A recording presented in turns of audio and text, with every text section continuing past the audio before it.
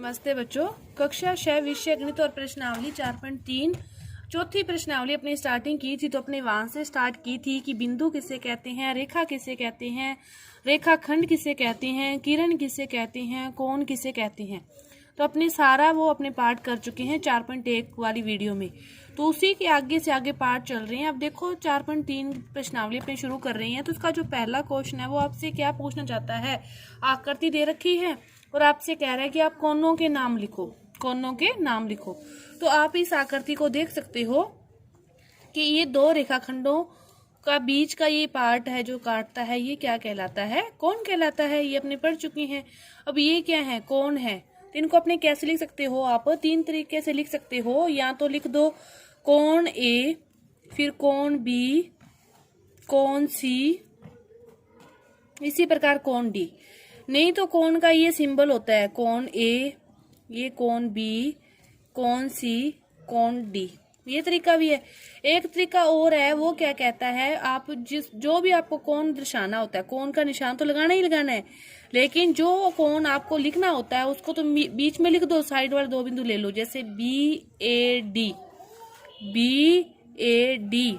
फिर कोण A B C, A B C, कोण B C D, B C D, कोण C D A, C D A. तो इस प्रकार ये सारे क्या हैं, कोण है। तो कोण ए, कोण बी, इसको किसी भी प्रकार आप लिख सकते हो। कोणों के नाम पूछा था। इसके बाद देखो दूसरा क्वेश्चन, आपको डायग्राम दे रखा है। इसमें भी आपसे वो क्या कह रहा है कि कोण, ये निशान कोण का है और किस कौन से कोण को दर्शाया, जो मध्य में होता है। मध्य में क्या है, मध्य में क्या है, मध्य में है आपके पास ओ, मध्य में है ओ। तो ये आपको दर्शा रहा है डी ओ ई, डी ओ कोण दर्शा रहा है, ठीक है। इसके अभ्यंतर में स्थित डी ओ ई, अभ्यंतर मतलब इसके अंदर, ये वाला स्पेस हो गया सारा। और इसके अंदर कौन सा बिंदु स्थित है, ए। इसके अंदर कौन सा बिंदु स्थित है, ए। कौन सा बिंदु, ए। इसके बाद देखो ई ओ एफ के बहिर्भाग में, ई ओ एफ, ये उसका बीच वाला बिंदु तो ये है। और उसके बाह्य भाग, बाहर फिर कौन सा बिंदु रह गया, बाहर बिंदु रह गया सी। इसके बाद वो कह रहा है ई ओ एफ, इसके ऊपर कौन सा बिंदु स्थित है। तो इसके ऊपर इस ये वाली रेखा, इसके ऊपर कौन सा बिंदु दिख रहा है आपको, बी। अंदर पूछा है, बाहर पूछा है और ऊपर पूछा है। जो जो बिंदु आपको दिख रहे हैं बस डायग्राम को देखते हुए आपको उत्तर देने हैं। इसके बाद देखो अगला क्वेश्चन, तीसरा क्वेश्चन। तीसरे क्वेश्चन में वो क्या कह रहा है आपको कि आपको ऐसे डायग्राम बनाना है। आपको लिखा हुआ कैसे, एक उभयनिष्ठ बिंदु हो, ऐसे आपको दो रेखाखंड खींच के कोण वाला कोई डायग्राम बनाना है, आप रफ आकृति बनानी है। देखो ये बना दिया। ये इसका उभयनिष्ठ बिंदु है ए, ये बी है, ये सी है।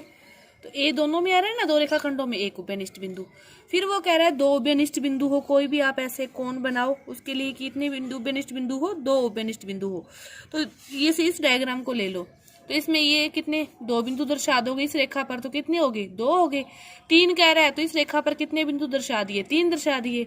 चार कह रहा है तो ये देखो 1 2 3 4, ये चारों उभयनिष्ठ है। इस कोण में भी है, इस कोण में भी है ना। फिर वो कह रहा है एक किरण। तो किरण क्या होती है, जिसका एक पता हो अपने को, इसका ये सिरा तो पता है ओ, लेकिन आगे वाला सिरा नहीं पता कहाँ पे जा रही है।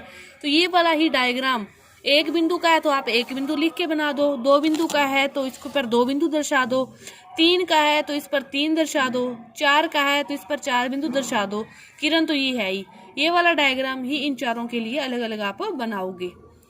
समझ गए होंगे कि एक उभयनिष्ठ बिंदु का है तो आप सीधा यही बना दो अकेला एक के लिए। दो कहा है तो एक बिंदु तो ये रहा, एक इस पर दर्शा देना। तीन के लिए एक ये रहा, दो इस पर दर्शा देना।